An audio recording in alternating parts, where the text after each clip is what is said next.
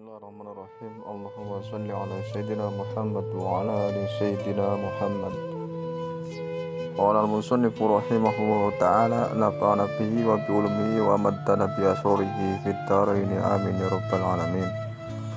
Wa la tadhunnu idza sumta anna as-sawma huwa tarku at-ta'ami wasyarabi wal liqa'i faqad. Jangan kamu kira bahwasanya yang namanya puasa itu adalah hanya meninggalkan makanan, minuman, dan syahwat hubungan antara suami dan istri saja. Akan tapi banyak yang harus kita ketahui bagaimana agar puasa kita mendekati sempurna, karena tidak ada yang sempurna kecuali amalan yang dilakukan oleh Nabi Muhammad SAW. Kita sebagai hamba hendaknya kita berusaha bagaimana agar amalan kita bisa lebih dekat, lebih bisa sampai kepada Allah Subhanahu wa Ta'ala. Sebab yang namanya puasa itu bukan hanya menahan syahwat perut, syahwat farji saja, akan tapi ada anggota-anggota lain yang harus dijaga, yang mana jika itu tidak dijaga maka akan menjadikan pahala puasa hilang. Nabi Muhammad SAW, kam min sha'imin laisa lahu min siyamihi illa al-ju' wal atas. Nabi Muhammad SAW bersabda, berapa banyak orang yang berpuasa kan tapi dari puasanya itu tidak mendapatkan apa-apa melainkan hanya lapar dan haus saja. Disebabkan oleh apa? Karena dia tidak menjaga anggota-anggota badan yang lain dari sesuatu yang diharamkan, sesuatu yang dimurkai oleh Allah Subhanahu wa Ta'ala. Nabi Muhammad SAW juga bersabda, man lam yada' qawla zur wal amala bihi wa laysa lillahi hajatun ay yada'a ta'ama wa syarabahu. Barang siapa yang tidak meninggalkan omongan yang bohong atau melakukan suatu kebohongan, maka Allah tidak butuh atas puasanya orang tersebut, meskipun orang tersebut telah meninggalkan makanan dan minuman yang biasa ia lakukan. Wal tamamu shaumi bikafil jawarihi kulliha amma yakrahullahu ta'ala. Tapi sempurnanya puasa yaitu dengan menjaga anggota-anggota badan semuanya dari sesuatu yang diharamkan oleh Allah, yang tidak disukai oleh Allah Subhanahu wa Ta'ala. Sebenarnya dari pendengaran, penglihatan, dari lisan, dari tangan, dan dari kaki, dan yang lainnya, yang mana anggota-anggota badan tersebut bisa menyebabkan dosa-dosa. Yang demikian itu adalah puasanya orang-orang soleh yang dinamakan dengan puasa khusus. Bal yanbaghi an taghfaddul 'aina 'an nadhur ilal makarih. Bahkan seyogianya di antara sempurnanya puasa itu engkau menjaga mata dari memandang sesuatu yang diharamkan, engkau meliarkan pandangan pada sesuatu yang dilarang oleh Allah Subhanahu wa Ta'ala. Walisanan dari lidah, dari lisan, anin nutki bima la ya'nika, dan kau meninggalkan lisan, menjaga lisan dari berbicara sesuatu yang tidak ada faedahnya, yang tidak ada gunanya. Bahkan kamu bicarakan keburukan orang lain, ya kamu menghibah, itu sesuatu yang tidak ada faedahnya sama sekali, bahkan itu bisa menyebabkan dosa. Wal uzuna anil istima'i ila ma harramahullahu ta'ala, dan kau seyogianya menjaga telinga daripada mendengarkan sesuatu yang diharamkan oleh Allah Subhanahu wa Ta'ala. Innal mustami'a syarikun lil qail, karena orang yang mendengarkan itu adalah sekutu, itu teman bagi orang yang berbicara. Wa huwa ahadul mukhtabin, itu orang yang mendengarkan itu adalah salah satu dari orang yang menghibah, yang menggunjing, yang membicarakan keburukan orang lain. Karena sesuatu yang diharamkan untuk dibicarakan, maka itu adalah sesuatu yang diharamkan untuk didengarkan pula.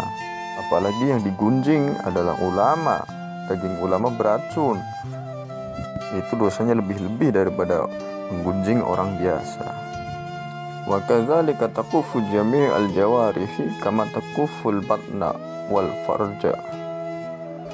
Demikian pula engkau menjaga semua itu yang telah disebutkan, ya. Engkau juga menjaga semua anggota badan itu sebagaimana engkau menjaga perut dan farji. Engkau menjaga mata, itu tadi mata, terus kemudian telinga, ya itu semua dijaga dari sesuatu yang diharamkan, yang tidak diperbolehkan, yang menjadi penyebab akan hilangnya pahala puasa. Fil khabari khamsun yuftirna shaima al kizbu wal ghibatu wan namimatu wal yaminul kazibah wan nadhuru bi syahwatin.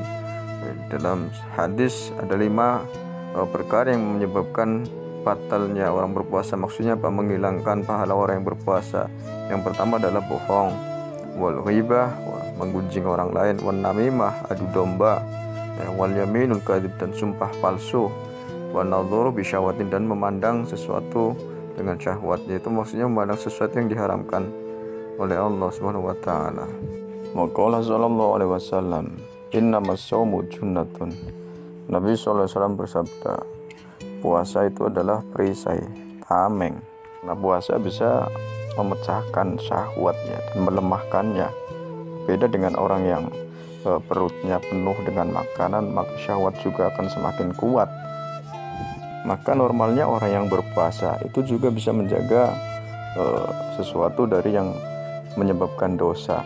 Contohnya yang biasanya dia makan makanan itu terlalu banyak, berlebih-lebihan, ya barangkali makanan tersebut bukan dari sesuatu yang halal, maka dengan puasa harusnya dia bisa menjaga syahwatnya, harus bisa mengurangi daripada makanan tersebut. Wa idza kana ahadukum sha'iman fala yarfuth wala yafsuk wala yajhal. Kalau salah seorang di antara kalian itu orang sedang berpuasa, maka jangan berkata bohong, jangan juga berbuat fasik, dan juga jangan berbuat sesuatu yang bodoh. Seperti orang yang berteriak-teriak, ya nggak jelas misalkan, atau dia berteriak-teriak bukan dengan mulutnya, akan tapi dengan petasan, ya dengan mercon. Itu orang tua namanya orang yang bodoh, itu orang mengganggu orang lain justru. Beda dengan namanya anak kecil, ya namanya anak kecil. Fa ini mru'un qatalahu aw syatamahu falyakul inni shaimun. Maka jika ada seseorang yang dia mengajak berantem atau dia mencaci maki, maka hendaklah orang yang berpuasa tersebut itu mengatakan, aku ini orang yang berpuasa. Jika puasanya puasa sunnah, maka cukup di dalam hati saja caranya. Puasanya puasa Ramadan, ya dengan lisannya juga dengan hatinya. Hendaknya mengatakan ini shaimun, itu ya jangan hanya sekali saja, kira-kira 2 kali atau 3 kali, supaya bisa menahan hawa nafsunya, supaya tidak kepancing emosi oleh orang yang memarahi atau orang yang mencaci maki dia. Tsumma ijtahid an tuftiru ala tu'amin halalin.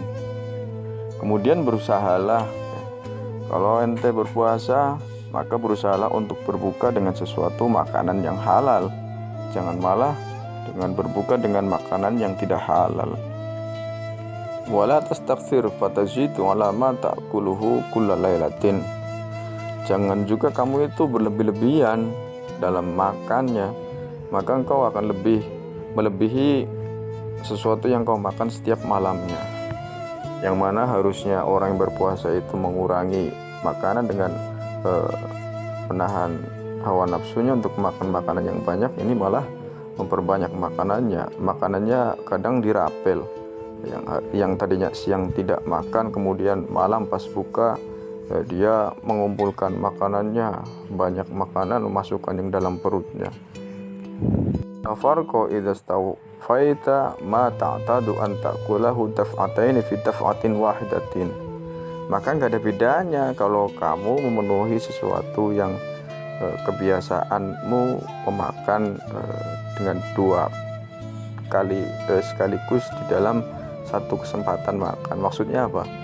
Nggak ada bedanya kalau kita makan memenuhi ya kebiasaan kita. Misalkan kita biasa makan sehari 3 kali, makan pagi, siang, dan malam. Nah, pagi udah diganti dengan sahur, nah, kemudian siangnya tidak makan. Lalu ketika puasa, kita yang harusnya berbuka itu makan cukup dengan sekali secukupnya, itu dua waktu makanan, yaitu waktu siang dan malam itu digabungkan sehingga porsinya bertambah banyak. Itu nggak ada bedanya, nggak ada faedahnya. Wa innamal maqsudu bisyami kasru syahwatika wa tad'ifu quwwatika litaqwa biha 'ala taqwa. Karena tujuan dari puasa, maksud dengan puasa itu adalah memecah syahwat, menghancurkan syahwatnya dan melemahkan syahwat, supaya dengan syahwat yang menjadi lemah kita bisa kuat untuk ketakwaan, untuk ketaatan. Wa idza akalta ashiyatan ma tadarakta bihi ma fataka duhwatan fala faidata fi shaumika. Kalau kamu makan di waktu malam itu sesuatu yang kamu tidak makan pada waktu siang, ya, maka nggak ada faedahnya dalam puasamu, karena syahwatnya itu sama saja tidak bisa ditahan, hanya saja mengganti waktu makanan yang tadinya 2 waktu menjadi 1 waktu. Karena puasa bulan Ramadan itu adalah bulan lapar, ya, maka orang yang memenuhi, orang yang mengenyangkan ya pada waktu malamnya dan juga waktu sahurnya, maka seolah-olah orang itu seperti orang yang tidak berpuasa bulan Ramadan, dan hukumnya pun dia seperti orang yang tidak berpuasa. Nah, dia seolah-olah seperti orang yang tidak mengekang hawa nafsunya, syahwatnya, agar aliran setan di dalam tubuh itu menjadi sempit.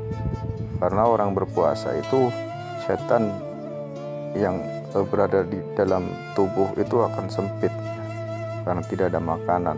Maka orang yang memenuhi makanannya itu sama saja dia memberikan jalan untuk setan. Wa qad saqulat 'alaika ma'iddatuka. Oh, demikian maka perutmu juga akan berat, sehingga orang yang perutnya berat, ya, kekenyangan itu akan susah untuk beribadah. Dia itu malas, yang mungkin hanya tidur-tiduran, hanya main HP, boro-boro yang namanya mau sholat tarawih, baca Quran juga enggak.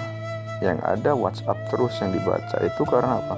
Karena dia tidak mengekang hawa nafsunya, justru dia memenuhi perutnya dengan makanan-makanan yang banyak, sehingga justru syahwatnya semakin kuat. Wa ma min wi'ain abghadu ila Allah ta'ala min batnin mali'in min halalin. Tidaklah suatu wadah, suatu tempat yang dibenci oleh Allah Subhanahu wa taala daripada perut yang dipenuhi dari sesuatu yang halal. Fa kaifa idza muli'a min haramin. Bagaimana jika perut itu dipenuhi dengan sesuatu yang haram? Maka lebih-lebih dibenci oleh Allah Subhanahu wa taala. Dan umumnya sakit, ya, penyakit yang ada pada manusia itu juga tumbuh dari banyaknya makanan, ya, dari banyaknya makanan, dan juga memasukkan makanan ke dalam tubuh sebelum makanan yang awal itu dicerna. Qaul dari ulama yaitu salamatul jasad fi qillati ta'am. Selamatnya tubuh jasad yaitu di sedikit makan, jadi tidak banyak-banyak ketika makan, hanya secukupnya saja, kira-kira kuat untuk melaksanakan apa yang diwajibkan oleh Allah Subhanahu wa taala. Kecuali jika dia orang yang bekerja di siang harinya dengan pekerjaan yang berat, ya, atau perempuan yang menyusui, maka itu boleh, insya Allah itu boleh bagi orang yang menyusui, itu makannya porsinya dengan porsi yang banyak, karena dia juga bertanggung jawab untuk anaknya, ya. Dan juga orang yang bekerja berat itu agar tenaganya di siang hari tetap bisa menjaga puasaannya. Fa iza arafta ma'na shaumi fastakthir minhu mastata'ta. Apabila kamu udah tahu tentang makna puasa, maka perbanyaklah puasa semampumu, ya. Bukan hanya puasa di bulan Ramadan, akan tapi puasa-puasa sunnah juga di bulan Ramadan, di luar bulan Ramadan. Fa innahu asasul ibadati wa miftahul qurbati. Karena puasa itu adalah pokok, ya, asas daripada ibadah dan kunci kedekatan kepada Allah Subhanahu wa taala. Wallahu a'lam bishawab.